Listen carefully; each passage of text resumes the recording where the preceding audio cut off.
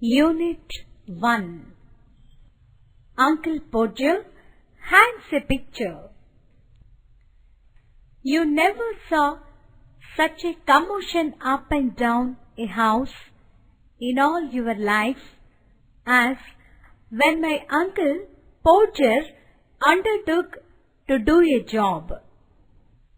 A picture would have come home from the frame makers and be standing in the dining room waiting to be put up, and Aunt Podger would ask what was to be done with it, and Uncle Podger would say, "Oh, you leave that to me, don't you? Any of you worry yourselves about that. I will do all that." And then he would take off his coat and begin. He would send the girl out for 6 pence of nails, and then one of the boys after her to tell her what size to get, and from that he would gradually work down and start the whole house. "Now you go and get me my hammer, Will," he would shout, "and you bring me the rule, Tom. I shall want to the step ladder, and I had better have a kitchen chair too. And Jim, you run round to Mr. Google's and tell him pass kind regards and hopes his leg's better, and will he lend him his spirit level. And don't you go, Maria, because I shall want somebody to hold me the light. And when the girl comes back, she must go out again for a bit of picture card. And Tom, where is Tom? Tom, you come here. I shall want you to hand me up the picture." And then he would lift up the picture and drop it, and it would come out of the frame, and he would try to save the glass and cut himself, and then he would spring round the room looking for his handkerchief.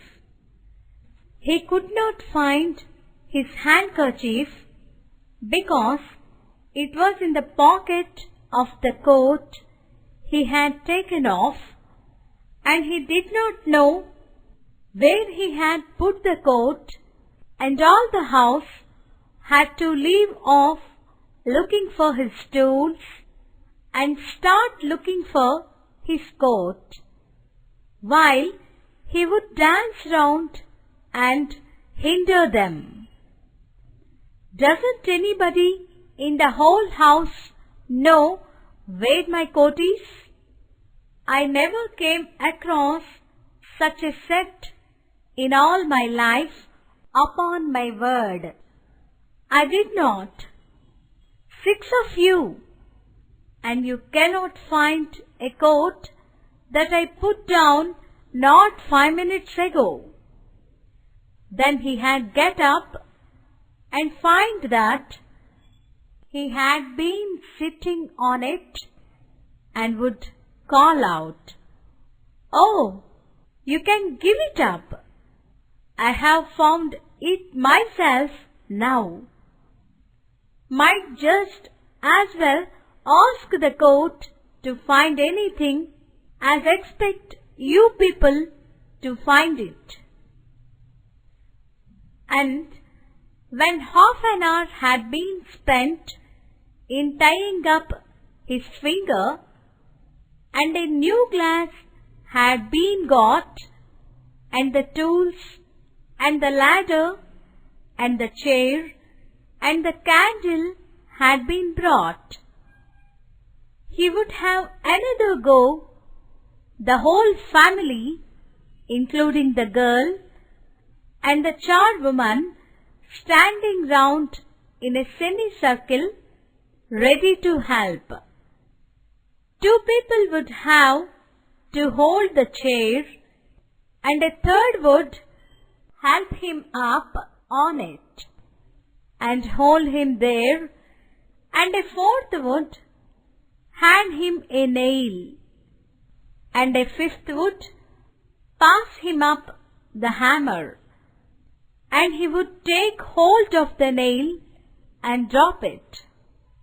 There, he would say in an injured tone, "Now the nail is gone." And we would all have to go down on our knees and grovel for it, while he would stand on the chair and grunt and want to know if he was to be kept there all the evening. The nail would be found at last, but by that time he would have lost the hammer. "Where is the hammer?